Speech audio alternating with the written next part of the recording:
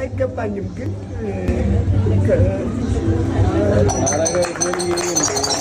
ድፍረት አይሆንብኝና ማወቅ ይቻላል ጡረታው ስንት እንደሆነ እንትኑ 7300 ምናምን በየወሩ ዋው አይ ድፍረትም አይደለም አሁን እኔ ጊፍት አዘጋጅቼላችኋለሁ እዚህ ጋር ዝም ብሎ ለመጀመሪያ ማለት ነው እንትን ለማለት ይሄው 50000 ብር ለጀስት ለመጀመሪያ ወይኔ ልጅ ለትውውቅ ማርያምን ይሄ ደግሞ ለትውውቅ በጣም ብዙ ነገር ያሰብኩላችኋል በጣም ትልቅ ነገር ጋሽራው በጣም ትልቅ ነገር ይቀር የለማ ይሄው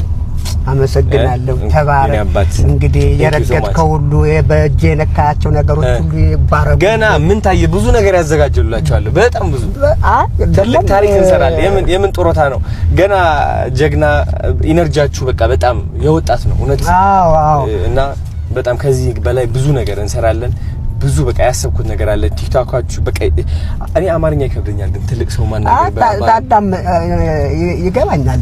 በእውነት ይገባኛል በድንገት በወጣትነት ከጠራዋችሁ ይቅርታ አይ ሚን እንዴት ነው እንዴት ነው ደህና ኖት አርቲስት ግን አንድ ለራስ ነፃነት እንዲሰማ ምክንያት ያችን ነፃነትን እፈልጋታለሁ እኔ ላይም እንዲንጸባረቅ እፈልጋለሁ ስለዚህ ራሴ ልሁን አይ አንቱ አትበል አርቲስት አንቱ አይባሉ ምን ይባላል አንተ ልበል አሁን ለምሳሌ ፊልም እንሰራለን በለኸኛል አንተ አባዬ ልትለኝ ነው አይ አይደል ስለዚህ አንተ ማለት ይችላልው ይቻላል ማርያም አባት እኮ ነው ያንተ አባት እኮ እንደውም አያት ነው ፍቃድ ያስጡልኝ የኢትዮጵያ ህዝብ አንቱ አላልክም ብለው ቆጤን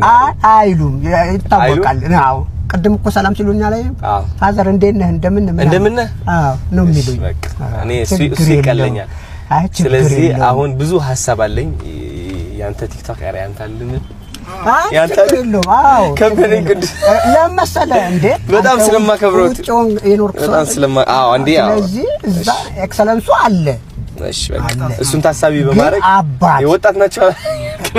እስኪ ወጣት ነህ እስኪ ወጣት ነህ ነው እስኪ እንዴት ነው በል በወጣት በል እስኪ አሁን እኔ ያያት በላ እነሱ ያዩ ደህና ነኝ እግዚአብሔር ይመስገን ልጄ ሳንተ አየህ ማቀራረብ ልጄ ሳንተ እንዴት ነህ አሁን ምን ብለን ደህና ኖት ልትለኝ ነው አይደለ እንዴት ነህ አንተ እነሱ